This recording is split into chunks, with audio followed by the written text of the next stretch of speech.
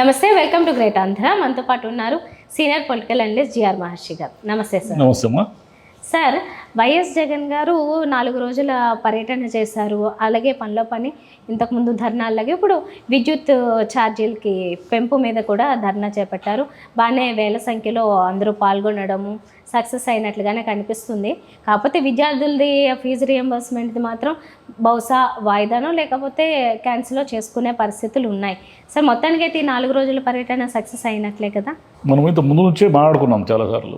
ఏమిటంటే ఆయన జనములోకి వెళితే ఆయనకున్న ఆదరణ రెస్పాన్స్ ఏమీ తగ్గలేదు.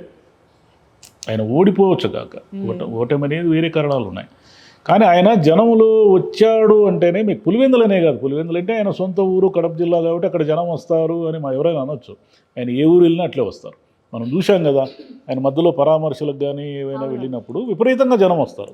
ఎందుకు వస్తారు అంటే ఆయనకు జనంలో ఏం తగ్గలేదు, ఓటింగ్ శాతం ఆయనకి ఏమీ తగ్గలేదు. ఆయన తగ్గకపోవడం వల్ల, ఆయన ఇంత మునుపు జనాల్లో కనబడకపోవడం వల్ల ఆయనే నష్టం చేసుకున్నాడు. పులివెందులో 4 రోజుల పర్యటన, 4 రోజుల పర్యటనలో అనేక విషయాలు జరిగాయి. ఒక దాదాపు తోచుకుని అద్దాలు పగిలిపోవడం కూడా ఏదో జరిగినట్టుంది. అంటే ఎందుకు వస్తారు మనిషి కోసం అంత జనము? ఆయన ఏమి ఇప్పుడు పవర్లో లేడు కదా. ఆయన ఊరికే సాధారణమైన పులివెందులు ఎమ్మెల్యేనే కదా. ఒక పులివెందుల ఎమ్మెల్యే కోసము అంతమంది జనం ఎందుకు వస్తారు? అంతమంది జనం ఎందుకు వస్తారంటే ఆయన ఆదరణ ఉన్న నాయకుడు కాబట్టి జనం వస్తారు. కాబట్టి వైసీపీకి ఇప్పుడు కూడా మించిపోయింది ఏం లేదు. అంటే ఇంకా 4.5 ఏళ్ళు ఉంది కదా, ఇప్పటి నుంచే ధర్నాలు, ఈ గోల ఇదంతా ఈ ఆడబడతామని కూడా అనుకోవచ్చు. కొంతమంది నాయకులు రాలేదు కూడా. చాలా మేజర్గా కరెంటు ఉద్యమం అనేది బాగా సక్సెస్ అయింది. ఎందుకంటే జనంలో కొంత కోపం ఉంది కానీ ఆ కోపము తీవ్రమైన ఆగ్రహంగా లేదా అసహనంగా లేదా చంద్రబాబు నాయుడు గారి మీద నిరసనగా మారేదానికి ఇంకా టైం ఉంది. చంద్రబాబు నాయుడు గారు రాబో రోజుల్లో ఎలా వ్యవహరిస్తారనే దాన్ని బట్టి ఉంటుంది జనం రెస్పాన్స్. కాకపోతే వైసీపీకి ఉన్నటువంటి కేడర్ కానీ, వైసీపీకి ఉన్నటువంటి ఈవెన్ దో కేడర్ను వాళ్ళు విస్మరించారు కూడా. లాస్ట్ 5 ఏళ్ళలో కేడర్కి ఏం చేశారు? ఏమీ చేయలేదు. ఏమీ చేయకపోయినా సరే ఇంకా వాళ్ళు జనం స్వచ్ఛందంగా వచ్చే జనం అనేక మంది ఉన్నారు. ఏమైనా చేసి ఉంటే కేడర్కి ఇంకా ఎక్కువ వేరే విధంగా ఉండేది రిజల్ట్. ఏమి చేయకపోవడం అనేది ఒక నష్టం చేసింది. చాలామంది అడిగారు కూడా ఆయన్ని, ఏదో పర్సనల్గా ఏదో అడిగారు, మాకు ఈసారి ఏదో మార్చుకోండి అన్న, పద్ధతులు మార్చుకోండి, లేదా వాళ్ళని మార్చండి వీళ్ళని మార్చండి అన్నారు. సరే, దాన్ని ఎలా రెస్పాన్స్ తీసుకుంటారు? ఆయన సులభంగా మారే వ్యక్తి కాదు కదా. సులభంగా ఆయన తనను తాను మార్చుకునేస్తాడని ఈరోజు ఎవరు అనుకోరు. కానీ ముందు ఏమిటంటే ఆయన వ్యవహార శైలిని మార్చుకుంటూ జనములో తిరుగుతూ ఇప్పుడు ధర్నాలు ఇవన్నీ పిలుపులు ఇచ్చారు. రేపు విద్యార్థులకు సంబంధించి అది సక్సెస్ అవుతుందని ఎవరు అనుకోరు. ఎందుకంటే విద్యార్థులకు సంబంధించి ఏం పెద్ద ఇదేమి లేదు, నెగిటివ్ రెస్పాన్స్ ఇదేమి లేదు. ఈ కరెంటుకు సంబంధించి ఏదో కొంత జనంలో అంటే ఒక ఊపు తెచ్చారు.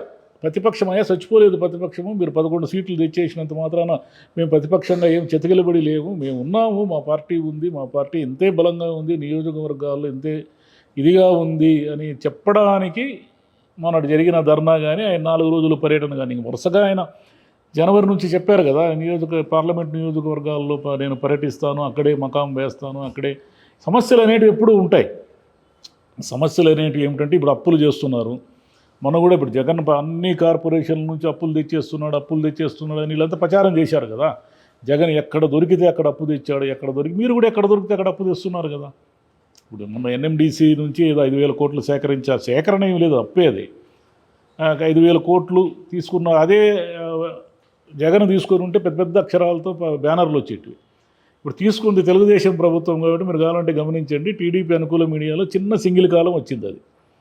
మీరు కూడా అప్పు తెస్తున్నారు కదా, మరి మీరు ఆయన అప్పులు తెచ్చాడు బటన్ నొక్కాడు అంటున్నారు, మీరు ఇంకా బటనే నొక్కలేదు, మరి మీరు ఎందుకు అప్పులు తెస్తున్నారు? వీటన్నిటినీ క్వశ్చన్ చేయడానికి కొంచెం టైం పడుతుంది. అంటే ఇవన్నీ చంద్రబాబు నాయుడు గారు సెటరేట్ చేసి అన్నిటినీ ఎక్కడో ఒక చోట ఆర్థికంగా తీసుకొచ్చి ఆయన సంపద సృష్టిస్తానంటున్నాడు కదా, అలా ఏమైనా సృష్టించి జనం కోపం నుంచి తప్పించుకోవడము, జనానికి కోపం రాకుండా చేయడము చేస్తే చెప్పలేం. కానీ నార్మల్ కండిషన్స్లో ఏమిటంటే ప్రభుత్వం మీద జనం పెట్టుకున్న ఆశలు ఒకటొకటి ఏమిటంటే ఎలా అమలు చేస్తున్నారు, పెన్షన్లు విపరీతంగా కట్ చేస్తున్నారు. అధికారిక లెక్కల ప్రకారమే దాదాపు 3 లక్షల మంది పెన్షన్లు మాయమైపోయినాయి. అంటే సరే, మేము అనర్హులు కట్ చేయకూడదా, అందరికీ ఇస్తానే ఉండాలా, అప్లై చేసిన వాళ్ళందరికీ ఇస్తానే ఉండాలా, వాళ్ళు ఎలిజిబులా కాదంటే ఎలిజిబుల్ కాని వాళ్ళకి ఇవ్వమని ఎవరు అనరు. కానీ మీ పార్టీ వాళ్ళకి ఇచ్చి ఇతర పార్టీ వాళ్ళకి కట్ చేస్తున్నారు అనుకోండి, అది ప్రమాదం. ఇప్పుడు పెన్షన్లు కట్ అవుతున్నాయి, రేపు పొద్దున అమ్మకు వందనం ఏమిటో పరిస్థితి తెలియదు, కరెంట్ ఛార్జీలు పెంచారు, ఇవన్నీ కూడా ఒకటొకటి ప్రజలకు వ్యతిరేకంగా జరిగే వ్యవహారంగా చూడడం ప్రతిపక్ష నేతగా ఆయన చూడాలి. చూస్తూ వెళితే ఏమవుతుందంటే చూస్తూ ఒక్కొక్కటి టేకప్ చేస్తూ ఉంటే ప్రతిపక్షంగా వీళ్ళు బలపడతారు, ప్రజలకు కూడా మేలు జరుగుతుంది, ఒత్తిడి పెరుగుతుంది ప్రభుత్వం మీద.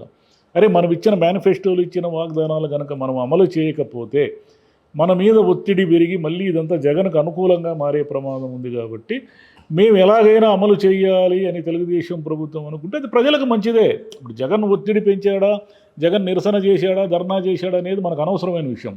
ప్రజలకు ఏమైంది, ప్రజలకు కరెంట్ ఛార్జీలు తగ్గించారనుకోండి ఈయన చేసిన నిరసన వల్ల, అది మంచిదే కదా. రేపు పొద్దున అమ్మక వందనము లేదా మహిళలకి నెల ఇస్తానన్న 1500, మీరు నిరుద్యోగులకు ఇస్తానన్న వృత్తి, ఇవన్నీ కూడా అమలైనాయి అనుకోండి. డిసెంబర్ వచ్చేసి డిసెంబర్ ఎండ్ అయిపోయింది కదా. మరి డిఎస్సి ఎక్కడ ఇంకా రాలేదు, 3 రోజులు ఉంది.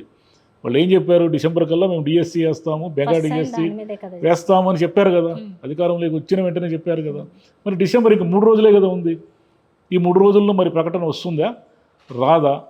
రాకపోతే మరి ఇంకెప్పుడు వస్తుంది, ఇంకెన్నాళ్ళు పడుతుంది? ఇవన్నీ ప్రతిపక్షంగా వైసీపీ ప్రశ్నించాల్సిన విషయాలు కదా. మరి ఇవన్నీ ప్రశ్నిస్తూ ఉంటే ఒత్తిడి పెరిగి అవి అమలు చేసి, అంటే ఎందుకంటే వాళ్ళు ఏదో అంటారు, నువ్వు ఉన్నప్పుడు చేసావా, నువ్వు ఉన్నప్పుడు అప్పులు చేయలేదు, ఆయన ఉన్నప్పుడు చేశాడో లేదో, అప్పులు చేశాడో లేదో, అదంతా ఇప్పుడు అనవసరమైన విషయం కదా. మీకు జనం ఓట్లు వేశారు, మిమ్మల్ని ప్రభుత్వంలోకి తెచ్చారు. ప్రభుత్వంలోకి తెచ్చినప్పుడు మీరు జనానికి అనుగుణంగా జనం ఏమైతే ఆకాంక్షలు ఉన్నాయో వాటికి అనుగుణంగా మీరు రూల్ చేయాలి. అది రూల్ అంతే కదా. ఇప్పుడు పవన్ కళ్యాణ్ గారు ఏదో ఎంపీడీఓని కడపలో ఎవరో కొట్టారని పరామర్శించడానికి వెళ్ళారు. మీ ఎమ్మెల్యే పంతం నానాజీ అమనాభూతులు తిట్టాడు కదా. మరి ఆ రోజు మీరు ఏదో ప్రాయశ్చిత్త ఆ రోజు పోవాల్సి ఉంటారు. మీరు ఆ రోజు పోయి అయ్యా నానాజీ నేను సస్పెండ్ చేస్తారు, ఇంకోసారి పిచ్చి వేషాలు వేస్తే ఏమనుకున్నారు అధికారులు అంటే తమాషలుగా ఉందా మీకు? అధికారులు అనేది ఏ ప్రభుత్వంలో ఉన్న అధికారులే కదా. తెలుగుదేశం హయాంలో ఉన్నప్పుడు అధికారులు వేరే అధికారులు ఉంటారా, లేకపోతే వైసీపీ గవర్నమెంట్లో వేరే అధికారులు ఉంటారా? అధికారులు ఎప్పుడు అలాగే ఉంటారు, స్థానాలు మారుతారు అంతే. బదిలీలు అవ్వడమో వేరే ప్లేసులకు వెళ్ళడమో చేస్తారు తప్ప వాళ్ళ పని వాళ్ళు చేసుకోవాలి కదా. అక్కడ గాలివీడులో వైసీపీ నాయకుడు ఎవరో దాడి చేశారనేది ఇప్పుడు పవన్ కళ్యాణ్ గారు నేరుగా ఆయన పోయి పరామర్శించి అంత పొలిటికల్ ఇష్యూ చేశారు. మరి మీ వాళ్ళు కొట్టినప్పుడు కూడా అదే ఇష్యూ చేయాలి కదా, అదే విధంగా రియాక్షన్ ఉండాలి కదా. మీ పార్టీ వాళ్ళు కొట్టినప్పుడు మీకేమి రియాక్షన్ లేకుండా తిరుమల లడ్డు మీద పారిశుద్ధ దీక్ష చేశారు. ఎన్నాళ్ళైంది తిరుమల లడ్డు వివాదం జరిగి? ఏం చేశారు ఇప్పటి వరకు మీరు? లడ్డు కల్తీనా కాదా డిసైడ్ చేయడానికి ఇన్ని నెలలు అవసరమా? అంటే జగన్ మీద దుమ్మెత్తిపోయాలని మీరు ఆ లడ్డుని కల్తీ తెచ్చారు, ఇష్యూ చేశారు. తిరుమల అనగానే జనం సెంటిమెంట్స్తో ముడిపడి ఉంది కానీ కాబట్టి చూశారా ఎంత దుర్మార్గుడు ఇతను, క్రిస్టియానిటీలో ఉండడం వల్ల ఇతను తిరుమల పవిత్రతని మంట కలిపాడు అని ఒక పిక్చర్ కోసమే కదా మీరంతా చేశారు. మీరే అధికారంలో ఉన్నారు కదా. ఇప్పుడు మీరు అధికారంలో ఉన్నప్పుడు ఏది ముందుకు పోయింది చెప్పండి? ఒక్కటి కూడా ముందుకు పోలేదు. మద్యంలో 1000 కోట్లు కుంభకోణం, 10,000 కోట్లు కుంభకోణం అన్నారు. ఏమైంది మరి మద్యం కుంభకోణం? మీరే కదా ఉన్నారు. మైనింగ్ అంతా దోచేశారు, మొత్తం ఇసుక, కంకర, రాళ్ళు, మొత్తం ఈ గనులు అన్నీ దోచేశారు అన్నారు కదా. మీరు ఎన్నాళ్ళైంది అధికారంలోకి వచ్చి? 6 నెలలు దాటిపోయింది. మరి ఏం చేశారు మీరు? ఇప్పటి వరకు ఒక ఇంచు కూడా ముందుకు పోలేదు. పోయిందా? అంటే అవి నిజమా అబద్ధమా? మరి అదన్నా తేల్చండి. మైనింగ్లో ఏమీ జరగలేదు, జగన్ క్లీన్, మిస్టర్ క్లీన్ అన్నా తేల్చండి. మద్యంలో ఏమీ జరగలేదు, మిస్టర్ క్లీన్ అన్నా తేల్చండి. లేదంటే ఉంటే ఇన్ని వేల కోట్లు ఇవే ఆధారాలని తేల్చండి. అది తేల్చరు, ఇది తేల్చరు, బురద వేసేస్తారు ఊరికే. ఇంకా 6 నెలల తర్వాత కూడా ఇంకా బురద వేసి మీరు పొలిటిసైజ్ చేయాలనుకుంటే ఎట్లా పద్ధతి? మీరు వైసీపీ నాయకుడు కొడితే వైసీపీ నాయకుడిని అరెస్ట్ చేయండి, వైసీపీ నాయకుడిని ఎత్తి లోపలేయండి. మీరు దాన్ని ఉప ముఖ్యమంత్రియే నేరుగా పోయి ఎంపీడీఓని పరామర్శించడము, ఇదంతా ఇంత పొలిటికల్ సీన్ అవసరమా? అప్పుడు పంతం నానాజీ తిట్టినప్పుడు మీరు ఆయన ఇంటికి కూడా పోవాలి కదా, ఆయన ఇంటికి పోయి పరామర్శించాలి కదా. ఎందుకు పరామర్శించలేదు? పరామర్శించరు, ఎందుకంటే అది వాళ్ళు కాబట్టి, పార్టీ కాబట్టి. అంటే ప్రతిదీ మీకు అనుకూలంగానే అంటే జనం అన్నీ చూస్తూ ఉంటారు. జనం ఏం అమాయకులు కాదు, ప్రతిదీ చూస్తూ ఉంటారు. వాళ్ళు చూసి మీరేం చేశారు మదనపల్లిలో, అదేదో పిచ్చి ఫైళ్ళు కాలిపోయినాయని హెలికాప్టర్లో డీజీపీని వీళ్ళందరినీ పంపారు. ఏమైనాయి? అది అవన్నీ ఆన్లైన్లో ఉంటాయి కదా. కాలిపోతే కలిపినాయి, ఏమవుతుంది? ఆ మదనపల్లి ఫైళ్ళ కేసు ఏమైంది ఇప్పటి వరకు తెలియదు. ఎన్నాళ్ళు అయింది? 6 నెలలు అయింది. మరి ఆన్లైన్లో ఉంటాయా అనేది అప్పుడే అందరూ అడిగింది. అన్నీ ఆన్లైనే కదమ్మా ఇప్పుడు. కానీ ఆ తర్వాత కూడా మళ్ళీ అదే న్యూస్ మీద పెద్దరెడ్డికి సంబంధించి ఇంకేందో వస్తున్నాయి, కానీ అంటే ఉన్నాయి ఇక్కడ ఉన్నాయి అనే విషయం మాత్రం బయటికి. అవును, జాతరలాగా భూ బాధితులు అని పెద్ద బ్యానర్లు రాశారు. మరి ఏమైనా భూ బాధితులంతా, జాతరలాగా వచ్చిన భూ బాధితులంతా అంటే మీరు ఫ్యాబ్రికేట్ చేస్తున్నారు, మీరు దాన్ని అల్లుతున్నారు. ల్యాండ్ టైటిలింగ్ యాక్ట్లో భూములన్నీ లాగేశాడు జగన్ అన్నారు. ఏమైంది? అది మీరు రద్దు చేయగానే అందరు భూములు యథాతథంగా ఏం అయిపోలేదు కదా. నార్మల్గా జరిగే వాటిని అబ్నార్మల్గా మనకు భూతద్దంలో చూపించి బురద వేయడం అనేది తెలుగుదేశం పార్టీ సక్సెస్ఫుల్గా చేసింది, నో డౌట్. అంటే జగన్ అద్భుతంగా పాలించాడా, ఆయన తప్పులే చేయలేదంటే అదాను నేను. తప్పులు జరిగాయి, వైసీపీ తరఫున బోలెడు తప్పులు జరిగాయి. కానీ వైసీపీ వాళ్ళు చేసిన అభివృద్ధి చెప్పుకోలేకపోయారు, వచ్చిన విమర్శల్ని తిప్పుకోవట్లేకపోయారు. కాబట్టి తెలుగుదేశం ఏమిటంటే ఇప్పుడు ప్రతిదీ పొలిటిసైజ్ చేసి జగన్ ఆ రోజు చేశాడు, జగన్ ఈ రోజు చేశాడు అని తప్పించుకోవడానికి ఇక లేదు టైం. 6 నెలలు అయిపోయింది. మీరు ఏం చేస్తారనేది ఇప్పుడు చూస్తారు. మీరు ఎంపీడీఓని పరామర్శించినంత మాత్రాన అక్కడ ఏమీ అద్భుతాలు ఏం జరగవు. మీ పార్టీ వాళ్ళు కొట్టినప్పుడు కూడా మీరు అట్లనే రియాక్ట్ కండి. సూపర్ 6 పథకాలు కాదు అసలు అట్రాక్ట్ చేసింది, సూపర్ 6 ఆరోపణలు. అంటే చెప్పుకుంటే పెద్ద ఆరోపణలు ఒక సూపర్ 6 ఉండుంటాయి. ఆ 6 ఆరోపణలు ఏవైనా ఏది కూడా నిజమైంది లేదు ఇప్పటి వరకు. అంటే వేసేసారు, నిందలు వేస్తారు, వాళ్ళేమో నిరూపించలేకపోయారు, వీళ్ళు దాన్ని కడుక్కోలేకపోయారు, ఇంకా అలాగే ఉండిపోయాయి. ఇంకా అలా పోను మనం ఈ 6 నెలల్లో చూసాము, ఇంకెన్ని చూస్తామో తెలియదు.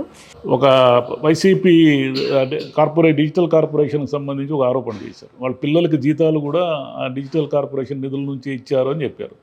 ఆయన ఉన్నదే ఆయనకు ఒక కొడుకు, ఆయన న్యూయార్క్లో చదువుకుంటున్నాడు. మరి ఎవరికి ట్యూషన్ ఫీజులు ఇచ్చారు వీళ్ళు? ఏది పడితే అది రాసేయడమేనా? ఇంకా చాలా ఉన్నాయి సార్. ఇంకెవరెవరో సోషల్ మీడియాలో కూడా పనిచేస్తున్న వాళ్ళకి కూడా ఇది ఇక్కడ నుంచే వెళ్ళారు, డ్రైవర్లకు కూడా జీతాలు ఇచ్చారు అన్నారు. వాళ్ళు చూపించమంటున్నారు ఆధారాలు, వీళ్ళు చూపించరు, చెప్పేశారు. అనేస్తారు, అనేసిన తర్వాత ఆ బురద వేసేది ఏం చెప్పు, ఇట్లా అనేస్తే బురద పడిపోతుంది. ఆ బురద అంతా కడుక్కోవడమే కదా పని. అంటే వీళ్ళు ఏదో అద్భుతంగా పాలించారు వైసీపీ వాళ్ళు, వీళ్ళు తప్పులే చేయలేదు అనేది కూడా కరెక్ట్ కాదు. వీళ్ళు బోలెడు తప్పులు చేశారు. కానీ వీళ్ళు ఆరోపించినన్ని తప్పులైతే వాళ్ళు చేయలేదని చెప్పుకునేదానికి వాళ్ళకి వాయిస్ లేదు.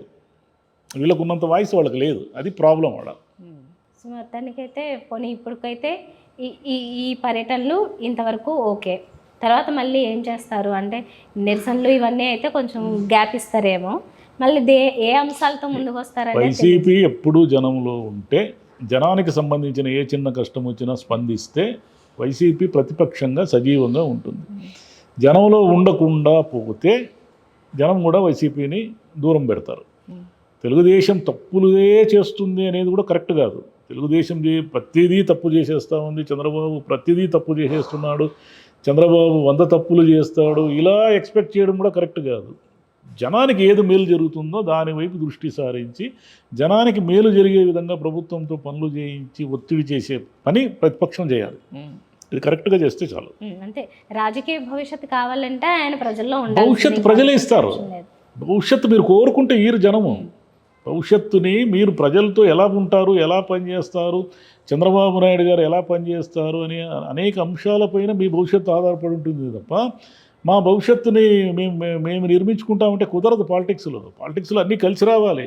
చంద్రబాబు ఇచ్చిన వాగ్దానాలన్నీ అమలు చేసి అన్నీ కరెక్ట్గా అద్భుతంగా పాలిస్తే మీకెట్టిస్తారు జనము? ఇవ్వరు కదా. ఓకే, ఒక రకంగా వాళ్ళు విఫలమైతే వీళ్ళు సఫలం అవుతుంది.